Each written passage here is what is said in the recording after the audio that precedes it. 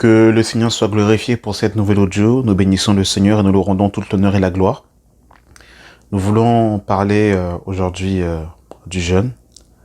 Bien aimé dans le Seigneur, on va parler un peu du jeûne. Pourquoi et comment jeûner? On va essayer de prendre pas mal de textes pour pouvoir un peu se poser la question pourquoi jeûner? Quel est l'intérêt de jeûner? Est-ce que jeûner, c'est juste s'abstenir de manger et de boire?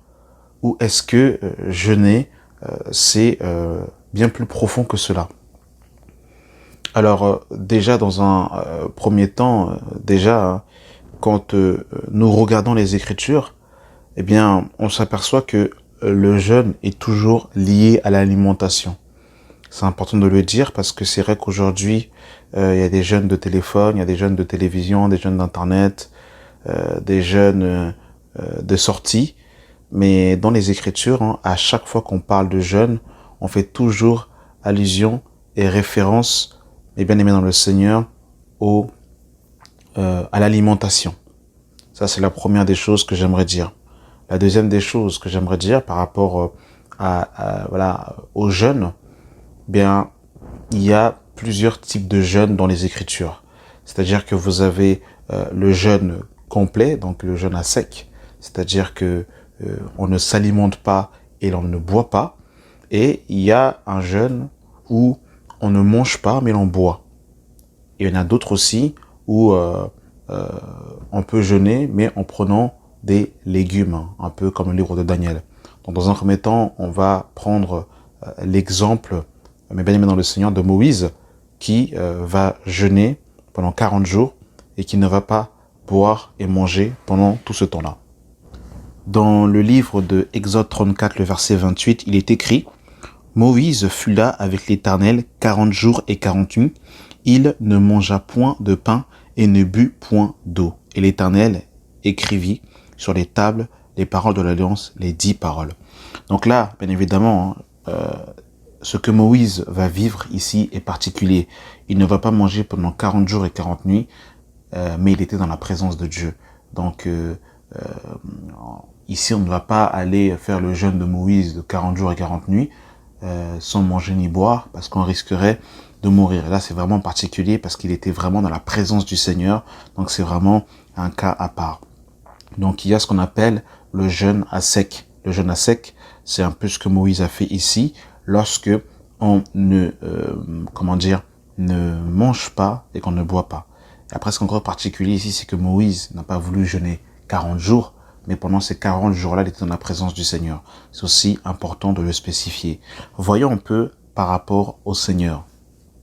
Et vous remarquez bien, avant qu'on prenne l'exemple du Seigneur, qu'il est bien précisé ici au verset 28, « Moïse fut là avec l'Éternel 40 jours et 40 nuits. Il ne mangea point de pain et ne but point d'eau. » Donc on nous précise bien qu'il n'a pas mangé et qu'il n'a pas bu. Prenons l'exemple du Seigneur Jésus-Christ. Dans le livre de Luc chapitre 4, le verset 1, il est écrit « Jésus, rempli du Saint-Esprit, revint du Jourdain, et il fut conduit par l'Esprit dans le désert, où il fut tenté par le diable pendant 40 jours. Il ne mangea rien durant ces jours-là. » Donc là, on nous dit qu'il ne mangea rien pendant ces jours-là. Lisons Matthieu chapitre 4. Matthieu 4, le verset 1, il est écrit « Alors Jésus fut amené par l'Esprit dans le désert pour être tenté par le diable. Après avoir jeûné 40 jours et 40 nuits, il eut faim. » Donc là, voilà, bien aimé dans le Seigneur, on nous dit qu'il eut faim. Et Luc nous précise en fait qu'il n'avait pas mangé. Mais elle ne nous dit pas qu'il n'avait pas mangé et pas bu. Donc on suppose que dans le désert, Jésus a dû certainement boire pendant le désert. Mais Moïse, en tout cas, c'est bien précisé qu'il n'avait pas mangé et qu'il n'avait pas bu. Donc il y a le jeûne à sec, c'est-à-dire que on ne s'alimente pas et on ne boit pas. Il y a aussi un jeûne où on ne mange pas, mais il y a cette possibilité où nous pouvons boire, comme nous l'avons vu ici dans l'épisode avec le Seigneur dans le livre de Luc chapitre 4. Vous avez également l'épisode avec Daniel. Donc Daniel qui va se retrouver à Babylone, qui va être déporté avec ses 3 compagnons, Shadrach, Meshach, Abednego. Il va se retrouver à Babylone. Et là, bien aimé dans le Seigneur, la Bible nous dit que Daniel ne va pas vouloir se corrompre en mangeant les mets du roi. Donc nous sommes dans le livre de Daniel chapitre 1, à partir du verset 8. Il est écrit: Daniel résolut de ne pas se souiller par les mets du roi et par le vin dont le roi buvait. Et il prie le chef des eunuques de ne pas l'obliger à se souiller. Dieu fit trouver à Daniel faveur et grâce devant le chef des eunuques. Le chef des eunuques dit à Daniel: Je crains mon Seigneur, le roi, qui a fixé ce que vous devez manger et boire. C'est pourquoi verra-t-il votre visage plus abattu que celui des jeunes gens de votre âge? Vous exposerez ma tête auprès du roi. Alors Daniel dit à l'intendant, à qui le chef des eunuques avait remis la surveillance de Daniel, à Anania, de Michaël et Azaria: Éprouvez tes serviteurs pendant 10 jours, et quand nous donne des légumes à manger et de l'eau à boire, tu regarderas ensuite notre visage et celui des jeunes gens qui mangent les mets du roi, et tu agiras avec les serviteurs d'après ce que tu auras vu. Il leur accorda ce qu'ils demandaient et les éprouva pendant 10 jours. Au bout de 10 jours, il avait meilleur visage et plus d'embouboin que tous les jeunes gens qui mangeaient les mets du roi. Donc là, ici, on voit, mes bien-aimés dans le Seigneur, que Daniel, avec ses compagnons, pendant 10 jours, il ne va boire que de l'eau et manger que des légumes pendant 10 jours.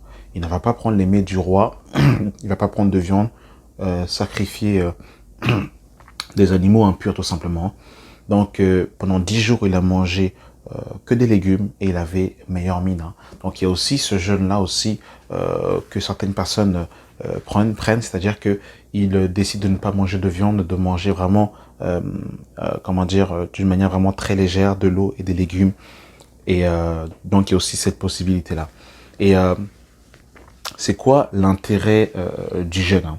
L'intérêt du jeûne, c'est quoi grosso modo? On va lire un passage, mes amis dans le Seigneur, dans le livre de 2 Chroniques, chapitre 20, le verset 3. Il est écrit: Dans sa frayeur, Josaphat se disposa à rechercher l'Éternel, et il publia un jeûne pour tout Juda. Donc là, mes bien-aimés dans le Seigneur, hein, ici on voit que Josaphat va se disposer à chercher l'Éternel. Donc le but du jeûne, hein, grosso modo, parce qu'on va voir après que dans les personnages de la Bible ont jeûné dans différentes circonstances, mais le but du jeûne véritablement, c'est, en d'autres termes, pour parler, on va dire plus simplement, c'est de mettre la chair dans une disposition où elle est faible pour que l'esprit soit mieux disposé afin de mieux recevoir de Dieu et être plus près du Seigneur. Donc l'intérêt du jeûne aussi, bien évidemment, quand on cherche la face du Seigneur, quand on cherche sa présence, eh bien, c'est de ne pas passer sa journée, bien évidemment, en train de regarder Netflix et de laisser que l'heure passe. À supposons que j'ai commencé mon jeûne à minuit et que je suis censé le couper à 18 heures, bien évidemment, je ne vais pas le lendemain, en me levant, passer toute ma journée à regarder Netflix, toute ma journée à jouer aux jeux vidéo, toute ma journée à regarder des séries et à 17h30 prier, 17h50 ouvrir l'œil, 17h55 mettre la nourriture dans le micro-ondes et 18h commencer déjà à manger mon repas. C'est vraiment pas ça l'intérêt du jeûne. Hein. Au-delà de s'abstenir de l'alimentation, il y a vraiment un état d'esprit, un état de cœur qui doit accompagner le jeûne. Ça, c'est très important parce que sinon, ça fait, c'est un carême, sinon c'est un ramadan. Si vraiment, en fait, on veut juste s'abstenir de manger. Il faut savoir que des fois, ça nous arrive, hein, de nous s'abstenir de manger. Par exemple, le matin, on se lève avant d'aller au travail, on n'a pas forcément le temps et on n'a pas forcément le temps de manger le matin et on mange par la suite l'après-midi ou des fois même le soir. Mais on n'est pas spécialement directement en jeûne. Donc, voilà. Donc vraiment, il faut comprendre que quand je jeûne, je dois vraiment être disposé pour vraiment chercher la face de Dieu. Ça veut dire que je vais vraiment, tout au long de ma journée, on est censé faire ça tout le temps. Mais encore plus pendant le moment du jeûne. On ne doit pas se laisser, on ne doit pas entre guillemets tuer le temps pour, voilà, je jeûne de 10h à 15h. C'est un exemple que je donne. Et à 15h50, je suis déjà sur la table. Ça, c'est un jeûne religieux, mais bien aimé dans le Seigneur. Et vraiment, le jeûne est avant tout un état de cœur.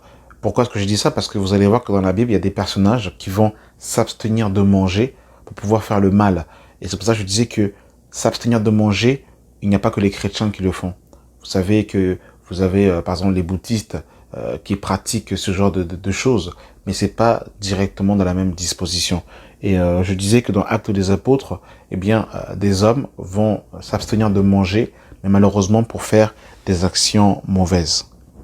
Dans le livre de Actes 23, le verset 12, il est écrit « Quand le jour fut venu, les Juifs formèrent un complot et firent des imprécations. » Donc c'est comme si voilà, ils se sont jurés en eux-mêmes, hein, des imprécations contre eux-mêmes en disant qu'ils s'abstiendraient de manger et de boire. Vous vous rendez compte?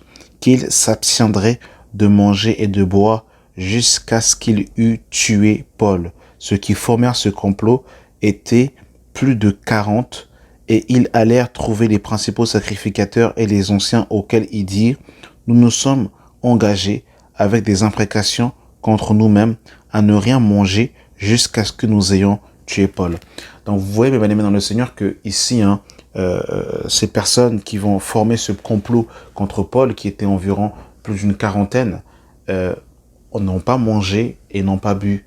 Mais par contre, leur action ici était mauvaise. Hein. C'était des assassins, littéralement. Donc, le jeûne va au-delà de l'abstinence du manger et du boire. Et ça, c'est vraiment très important de comprendre cela, mes bien-aimés dans le Seigneur. Sinon, on risque de faire des jeûnes religieux. On risque de s'abstenir de manger, de boire, mais pas avec une bonne disposition de cœur. Donc ça, c'est très important que vraiment ce qui va exceller, c'est vraiment le parfum de bonne odeur qui va émaner de notre vie pendant le jeûne. Voyons un peu le jeûne qui plaît au Seigneur. Hein. Et pour cela, nous sommes dans le livre de Ésaïe, chapitre 58. À partir du verset 3, il est écrit « Que nous sert de jeûner si tu ne le vois pas? De mortifier notre âme si tu n'as point égard. Voici le jour de notre jeûne. Voici le jour de votre jeûne, vous vous livrez à vos penchants et vous traitez durement tous vos mercenaires. Voici vous jeûnez pour disputer et vous quereller, pour frapper méchamment du poing. Vous ne jeûnez pas comme le veut ce jour, pour que votre voix soit entendue en haut. Donc, vous avez vu comment c'est très important. Le Seigneur vraiment met l'accent sur l'attitude, sur le comportement, l'état d'esprit tout simplement.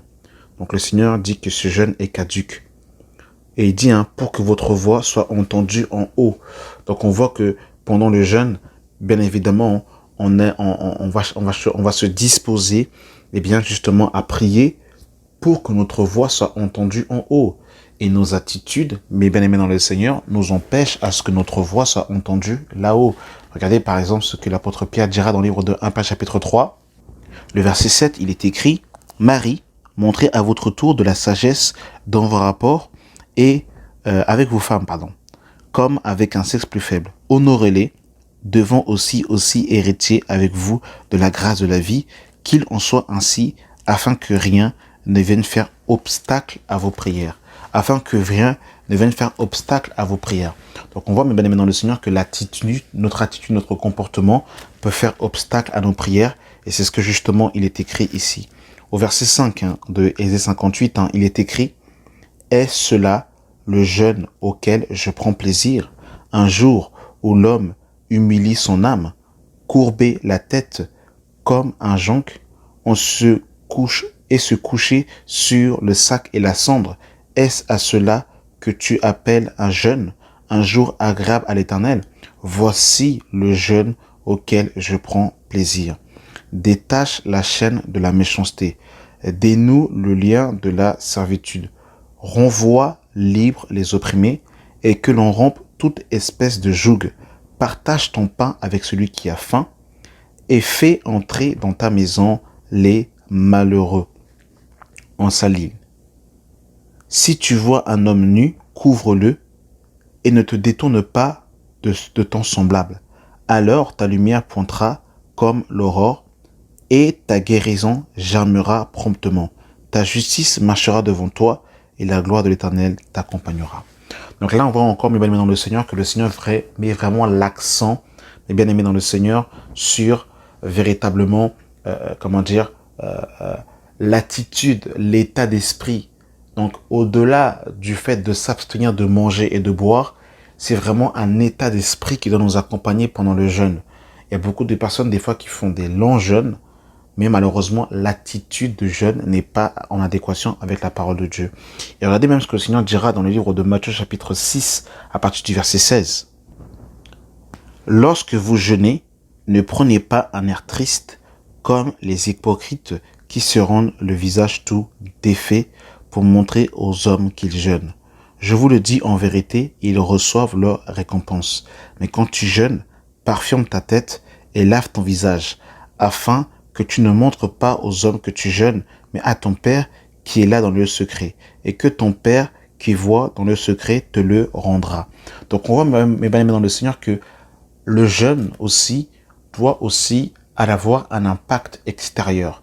C'est-à-dire que lorsque nous jeûnons, nous abstenons de manger et de boire. Après ça dépend comment est-ce que le Seigneur nous conduit. Si on s'abstient de manger et de boire, si on s'abstient juste de manger et qu'on boit, ou si on va prendre des légumes, par exemple, avec de l'eau. Ça dépend comment le Seigneur va nous conduire.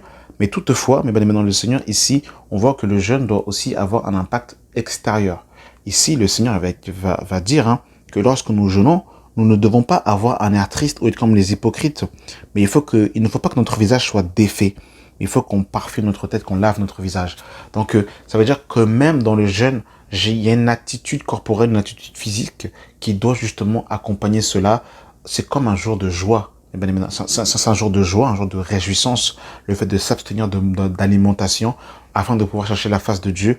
Et on ne doit pas avoir une mine serrée, bien aimé dans le Seigneur, ou être délabré parce que nous jeûnons. Ça, ce sont des jeûnes religieux, une apparence de la piété. Maintenant, on va voir plusieurs aspects, mes bien-aimés dans le Seigneur, par rapport au jeûne. On va voir plusieurs aspects. On va voir en fait dans l'ancienne alliance, on va voir un peu comment est-ce que les personnages de la Bible jeûnaient, dans quelle perspective et jeûnaient, dans quel but. Et vous allez voir, mes bien-aimés dans le Seigneur, que il y a les jeûnes en plusieurs directions. On va prendre par exemple le livre de Joël, chapitre 2, à partir du verset 12. Il est écrit, « Maintenant encore, dit l'Éternel, revenez à moi de tout votre cœur, avec des jeûnes et avec des pleurs et des lamentations. Déchirez vos cœurs et non vos vêtements, et revenez à l'Éternel, votre Dieu, car il est compatient et miséricordieux, lent à la colère, riche en bonté et en fidélité, et il se repent des maux qu'il envoie. » Donc là, on voit encore que le Seigneur met encore l'accent ici sur le cœur, que vraiment, le jeûne, c'est vraiment avant tout un état de cœur. Avant véritablement de s'abstenir de manger et de boire, c'est vraiment un état d'esprit. Et si à l'occurrence, le Seigneur dit aux enfants d'Israël de revenir à lui avec des jeûnes, avec des pleurs, avec des lamentations, de déchirer leur cœur et non leurs vêtements. Parce qu'encore, effectivement, là, ce jeûne religieux où les gens déchiraient leurs vêtements pour montrer qu'ils jeûnaient, mais malheureusement, le cœur n'était pas touché. Et ce que le Seigneur veut vraiment toucher et viser pendant le jeûne, c'est l'état d'esprit. C'est l'état d'esprit, l'état du cœur que nous devons avoir pendant ce jeûne-là. Et là, l'occurrence, le Seigneur interpelle les enfants d'Israël qu'ils reviennent à lui avec des jeûnes, avec des pleurs et des lamentations. Vous allez encore avoir une autre histoire, mes bien-aimés dans le Seigneur, où il y a des personnages de la Bible qui vont jeûner encore pour revenir à Dieu parce qu'ils se sont méconduits. Dans le livre de Jonas, chapitre 3, à partir du verset 4, il est écrit « Jonas fit d'abord dans la ville une journée de marche. Il criait et disait « encore 40 jours et Ninive est détruit. » Les gens de Ninive crurent à Dieu, ils publièrent un jeûne et se revêtirent de sacs, depuis le plus grand jusqu'au plus petit.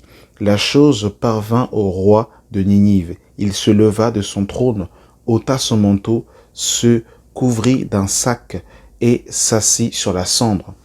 Et il fit faire dans Ninive cette publication par ordre du roi et de ses grands, que les hommes et les bêtes, les bœufs et les brebis ne goûtent à rien, ne pèsent point et ne boivent point d'eau.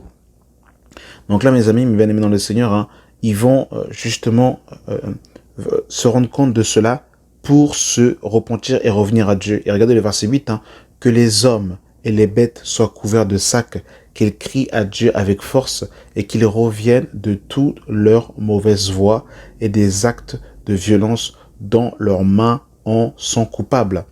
Qui sait si Dieu ne reviendra pas et ne se repentira pas, et s'il ne renonce pas à son ardente colère en sorte que nous ne périssons point.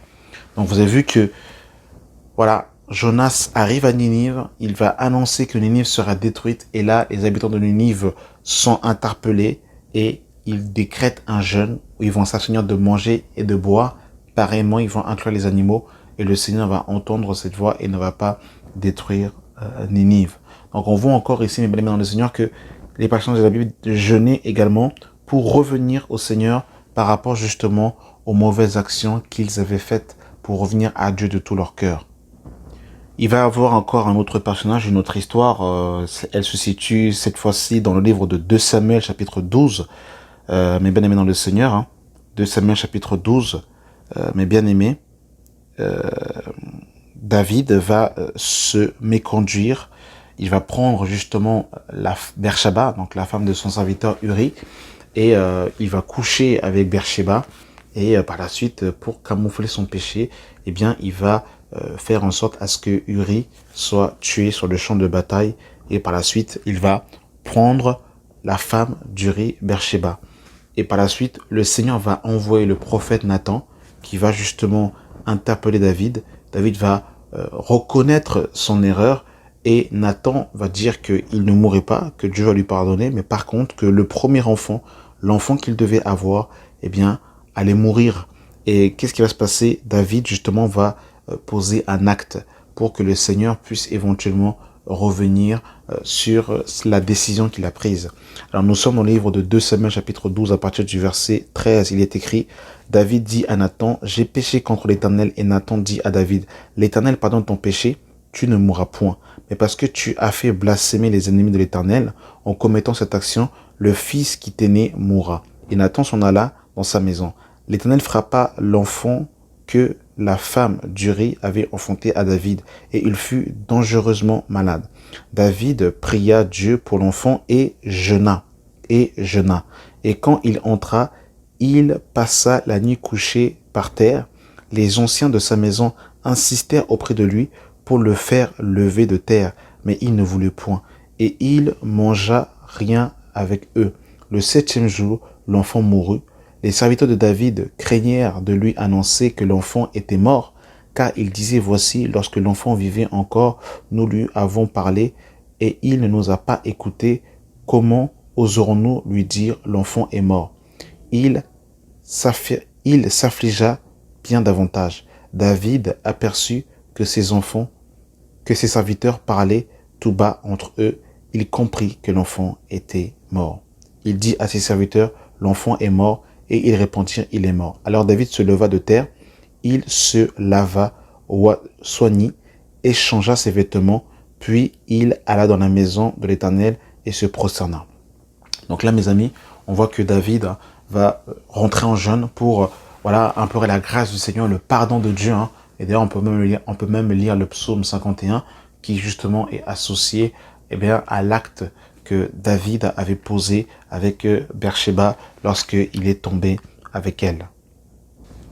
Donc on voit, mes bien-aimés dans le Seigneur, ici que David va faire un jeûne pour revenir à Dieu, pour demander pardon au Seigneur par rapport à l'action qu'il avait commise, et éventuellement que le Seigneur revienne sur sa décision. Mais le Seigneur avait tranché, et comme il avait fait blasphémer le nom de l'Éternel, l'enfant qu'il avait eu était mort. Mais on voit que David justement va avoir recours au jeûne justement pour chercher la face de Dieu et revenir à l'Éternel de tout son cœur.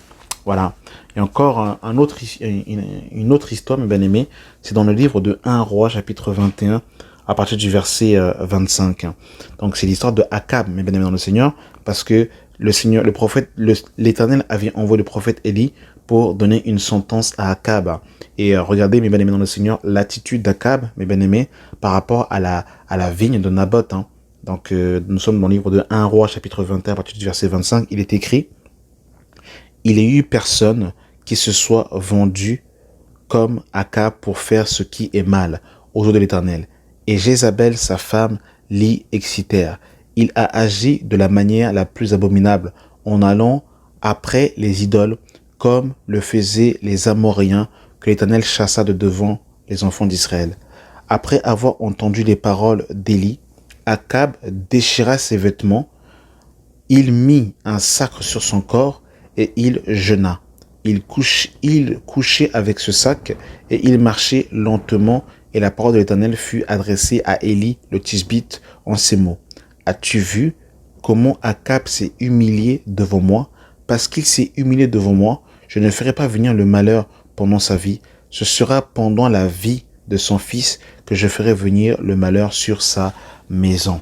Donc on voit encore ici que voilà, Akab va s'humilier et qui va jeûner justement pour revenir à Dieu par rapport à la mauvaise action qu'il a commise.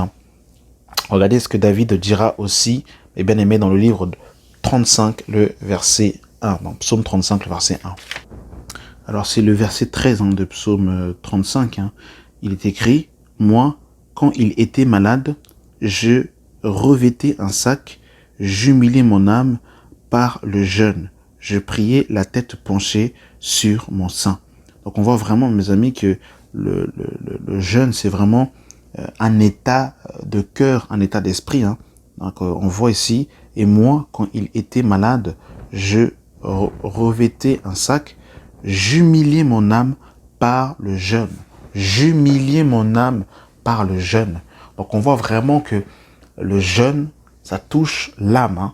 On voit vraiment que c'est, comme je le disais, j'insiste vraiment, je pense que c'est l'esprit qui veut que j'insiste autant, que vraiment le jeûne, au-delà de s'abstenir de manger et de boire, c'est véritablement un état de cœur, mais bien aimé dans le Seigneur. On va voir aussi, bien aimé dans le Seigneur, que le jeûne, au-delà de jeûner pour revenir à Dieu, eh bien, le jeûne, on peut également jeûner pour une situation précise. C'est-à-dire, on va jeûner pour une cause extérieure qui ne nous concerne pas directement, mais on peut jeûner pour une situation extérieure et jeûner, rentrer en jeûne pour justement autrui. Et on va prendre deux personnages de la Bible. Le premier personnage que nous allons étudier, c'est le livre de Daniel, chapitre 9. À partir du verset 1 à 3, il est écrit: la première année de Darius, fils d'Assyrus, de la race des Mèdes, lesquels étaient devenus rois du royaume des Chaldéens, la première année de son règne, moi Daniel, je vis par les livres qu'il devait s'écouler 70 ans pour les ruines de Jérusalem. D'après le nombre d'années dont l'Éternel avait parlé à Jérémie le prophète, je tournai ma face vers le Seigneur Dieu afin de recourir à la prière et aux supplications en jeûnant et en prenant le sac et la cendre. Je priai l'Éternel mon Dieu et je lui fis cette confession.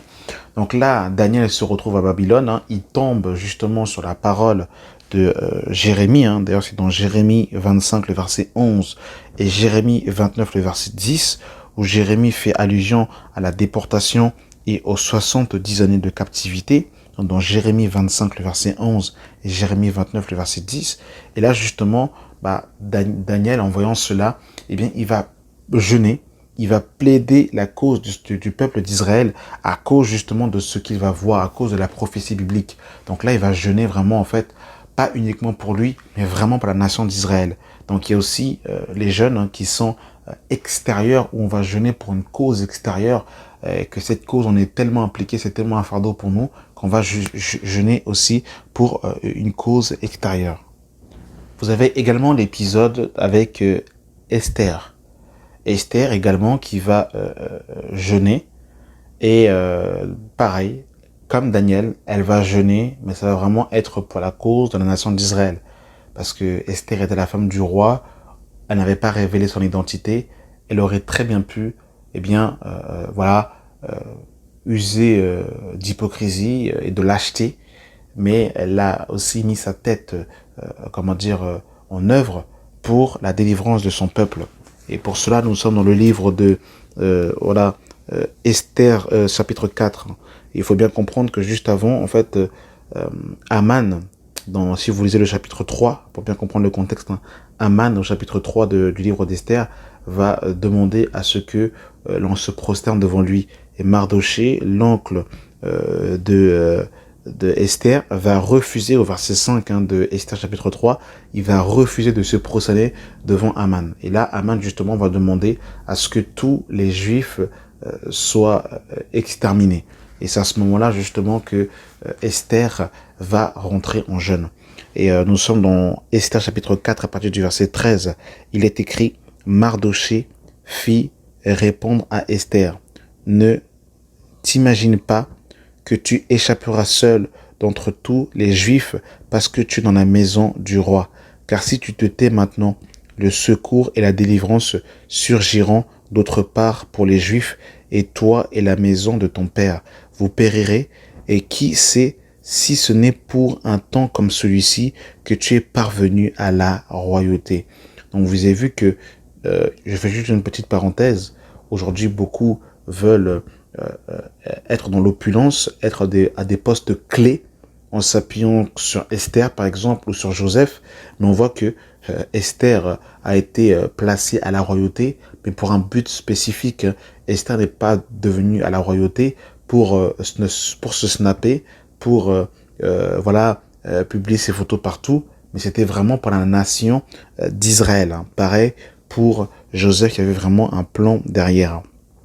Esther envoya dire à Mardoché, va, rassemble tous les Juifs qui se trouvent à Uz et jeûne pour moi sans manger ni boire pendant 3 jours, ni la nuit, ni le jour. Moi aussi je jeûnerai de même avec mes servantes, puis j'entrerai chez le roi, malgré la loi, si je dois périr, je périrai.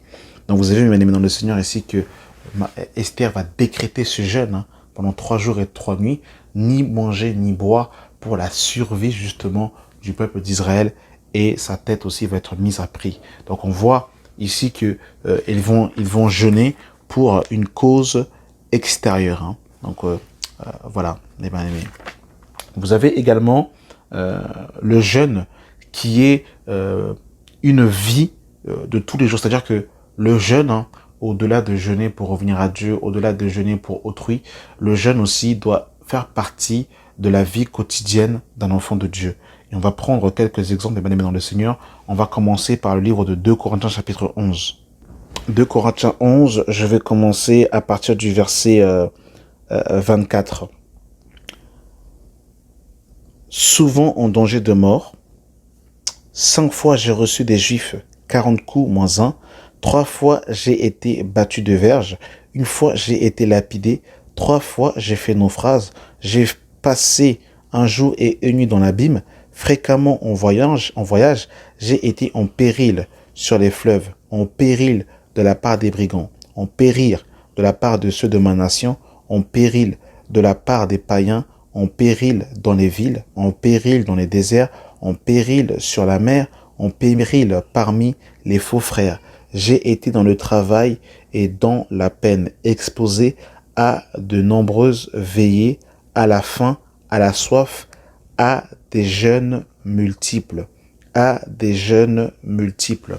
Donc on voit vraiment que le jeûne était la vie et faisait partie intégrante de la vie de Paul. Nous sommes dans le livre de 2 Corinthiens chapitre 6 à partir du verset 3. Il est écrit, nous ne nous donnons aucun scandale en quoi que ce soit, afin que le ministère ne soit pas un objet de blâme. Mais nous rendons à tout égard recommandables comme serviteurs de Dieu par beaucoup de patience dans les tribulations, dans les calomnies, dans les détresses, sous les coups, dans les prisons, dans les séditions, dans les travaux, dans les veilles, dans les jeûnes, dans la pureté, dans la connaissance, dans la longanimité.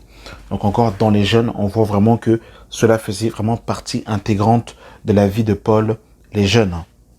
Il y a un épisode aussi qu'on voit encore que pourquoi est-ce que le jeûne doit faire partie également de notre vie.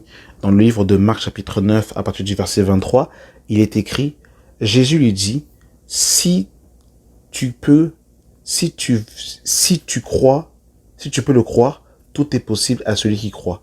Aussitôt, le père de l'enfant s'écria, je crois, viens au secours de mon incrédulité. Jésus, voyant accourir la foule, menaça l'esprit impur et lui dit, esprit muet et sourd, je te l'ordonne, sors de cet enfant et n'y rentre plus. Et il sortit en poussant des cris et en l'agitant avec grande violence. L'enfant devint comme mort, de sorte que plusieurs disaient il est mort. Mais Jésus, l'ayant pris par la main, le fit lever et il se tint debout. Quand Jésus fut entré dans la maison, ses disciples lui demandèrent en particulier, pourquoi n'avons-nous pas pu chasser cet esprit? Il leur dit, cette espèce-là ne sort que par le jeûne et par la prière. Donc on voit, mes bien-aimés dans le Seigneur, que la prière et le jeûne doivent vraiment faire partie de la vie d'un enfant de Dieu et que, étant dans cette dynamique-là de prière et de jeûne, eh bien, chasser les démons va devenir naturel et normal. Mais pour cela, eh bien, il y a un prix à payer. Et le prix à payer, c'est d'avoir une vie de jeûne et d'avoir, mes bien-aimés dans le Seigneur, une vie de prière. Et on voit, mes bien-aimés dans le Seigneur, que vraiment, le jeûne et la prière étaient le moteur de l'église primitive. Et pour cela, on va prendre, mes bien-aimés dans le Seigneur, le livre de Actes, chapitre 14. Dans Acte 14, mes bien-aimés dans le Seigneur, à partir du verset 23, il est écrit, ils firent nommer des anciens dans chaque église, et après avoir prié et jeûné, ils les recommandèrent au Seigneur en qui ils avaient cru. Donc je relis, ils firent nommer des anciens dans chaque église, et après avoir prié et jeûné, ils les recommandèrent au Seigneur en qui ils avaient cru. On va prendre un autre passage, c'est dans le livre de Actes chapitre 13.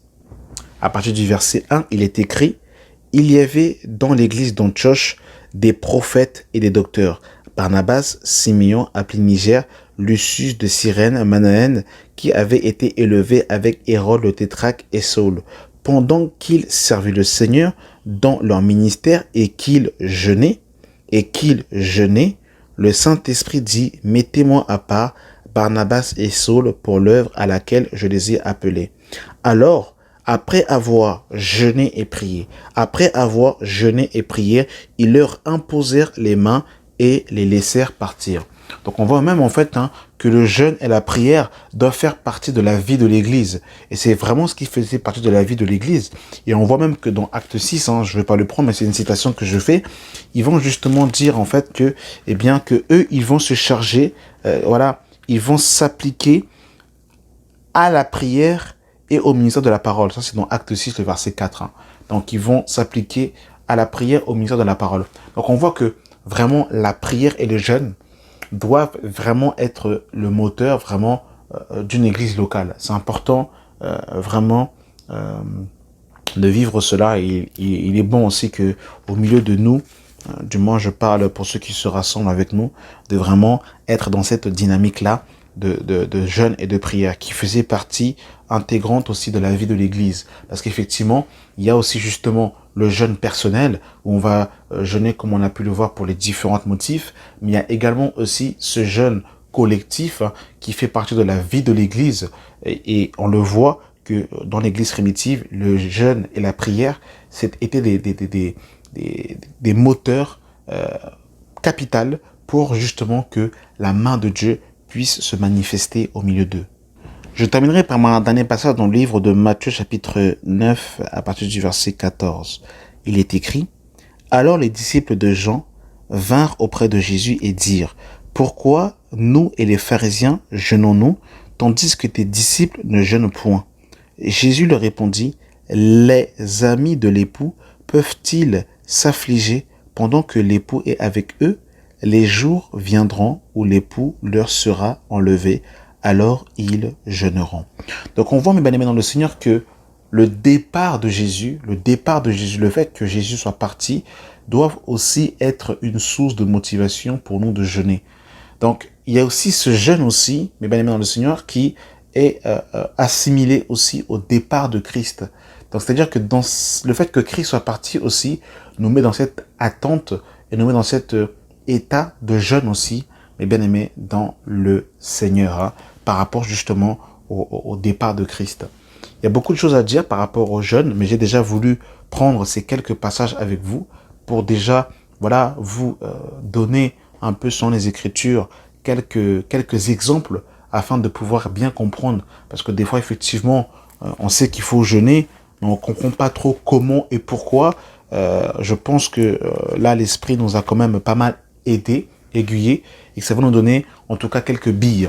Et faut savoir aussi, mes amis dans le Seigneur, hein, que le jeûne aussi, au-delà des passages que nous avons pris, eh bien mes amis, le jeûne aussi est aussi un remède médical. C'est-à-dire que le fait de jeûner, par exemple, quand nous jeûnons, quand nous nous abstenons de manger et de boire, eh bien dans le Seigneur, il y a une sorte de nettoyage qui se fait au-dedans de nous. Il y a une sorte en fait de renouvellement de cellules aussi. Et certaines personnes ont été guéries de certaines maladies juste en pratiquant le jeûne. Lorsque le Seigneur nous demande de faire quelque chose en vérité, eh bien, c'est même salvateur pour nous-mêmes. Et il y a vraiment des bienfaits dans le jeûne par rapport aux cellules, hein, comme nous l'avons dit. Et nous sommes dans une société de consommation qui nous appelle manger, manger et encore manger. Et c'est aussi pour cette raison qu'il y a au milieu de nous beaucoup de maladies, beaucoup d'hypertension, beaucoup de diabète, beaucoup de cancers, parce que malheureusement nous mangeons mal. Hein. Il faut savoir que, eh bien, la plupart des maladies que nous retrouvons aujourd'hui, eh bien, c'est aussi lié souvent, eh bien, aux excès de table. C'est aussi lié à une mauvaise alimentation. Donc, le monde de l'agroalimentaire vraiment nous appelle à manger et encore manger. Et des fois, on mange pour manger. Hein. Il y a des plats, par exemple, comme le goûter. Mes amis, je suis désolé, ce plat est complètement inutile. Il est juste commercial, hein, juste commercial. On peut comprendre pour des enfants, voilà, qui sont petits, un petit encas, mais pour des adultes, prendre des goûters, vraiment, ça c'est vraiment du sucre, c'est vraiment, mes amis, voilà, des néfastes pour le corps. Hein. Surtout quand on voit un peu, mes amis, voilà, ce que le sucre crée. Mes amis, le taux de sel, ce que ça crée, ce que ça engendre comme maladie, comme le diabète, comme l'hypertension, les gros cœurs, l'insuffisance respiratoire, l'essoufflement, voilà, l'obésité, toutes ces choses, et bien on voit que c'est parce que on a une vie où malheureusement on est trop dans la nourriture, trop dans la nourriture et pas assez une vie de jeûne. Et vous verrez aussi que le fait de manger lourd, par exemple, hein, le fait de manger lourd le soir, vous empêche aussi des fois de vous souvenir de vos rêves, parce que vous mangez trop, parce qu'on mange trop. Et du coup, ça nous alourdit. Et même le fait des fois de prier, hein, des fois, j'ai déjà eu en fait des retours. Comment se fait-il que quand je jeûne, quand je veux prier, je bâille? Et ben souvent, c'est aussi dû au fait d'un état de lourdeur, Et rappelez-vous que Jésus-Christ dira que vos cœurs ne s'appesantissent pas par les excès du manger et du boire. Et juste après, le Seigneur nous parlera de son retour. Donc on voit vraiment que les excès du manger et du boire nous alourdissent physiquement, mais également spirituellement. Et le fait de s'abstenir de trop manger, eh bien, nous décharge physiquement, mais également spirituellement. Et ça nous permet mieux d'appréhender les choses spirituelles. Donc voilà un peu mes bien-aimés dans le Seigneur. Hein. J'espère vraiment que voilà cette audio vous aura aidé, qu'elle va aider au maximum. Nous parlerons après cela, mes amis, du jeûne de Daniel et du jeûne d'Esther. Parce que dans beaucoup d'assemblées, eh bien, certaines personnes pratiquent le jeûne de Daniel, pratiquent le jeûne d'Esther, et voilà, ils pratiquent cela quotidiennement. Donc on veut un peu voir avec les Écritures, est-ce que aujourd'hui nous devons appliquer le jeûne de Daniel? Est-ce que nous devons appliquer le jeûne d'Esther? Donc, on va un peu étudier cela. Après, voilà, ce message, nous partagerons, voilà, sur le jeûne d'Esther. Et par la suite, nous parlerons sur le jeûne de Daniel, si Dieu le permet. Amen. Voilà, mes bien-aimés dans le Seigneur, en tout cas, merci d'avoir pris le temps d'écouter cet audio. Merci pour vos encouragements, pour vos prières, pour vos partages, et que l'honneur et la gloire soient rendus à notre Seigneur et Sauveur Jésus-Christ. Amen.